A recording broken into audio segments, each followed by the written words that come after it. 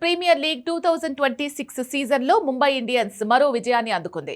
Gujarat Giants తో జరిగిన మ్యాచ్లో సమిష్టిగా రాణించిన ముంబై ఇండియన్స్ 7 వికెట్ల తేడాతో గెలుపొందింది. కెప్టెన్ హర్మన్ ప్రీత్ కౌర్ విధ్వంసకర హాఫ్ సెంచరీతో ముంబై ఇండియన్స్ విజయంలో కీలక పాత్ర పోషించింది. ముందుగా బ్యాటింగ్ చేసిన గుజరాత్ జైంట్స్ నిర్ణీత 20 ఓవర్లలో 5 వికెట్లకు 192 పరుగులు చేసింది. జార్జియా వేర్హా 33 బంతుల్లో 4 ఫోర్లు, 6తో 43, కనికా అహూజా 18 బంతుల్లో 4 ఫోర్లు 2 సిక్స్లతో 35, బార్టీ పుల్మాలి 15 బంతుల్లో 3 ఫోర్లు 3 సిక్స్లతో 36 నాటౌట్, బెత్ మోనీ 26 బంతుల్లో 3 ఫోర్లు 6తో 33 టాప్ స్కోరర్గా నిలిచారు. ముంబై బౌలర్లలో Shabnim Ismail, Hayley Matthews, Nicola Carey, Amelia Kerr తలో వికెట్ తీశారు. ముంబై ఇండియన్స్ 19.2 ఓవర్లలో 3 వికెట్లకు 193 పరుగులు చేసి గెలుపొందింది.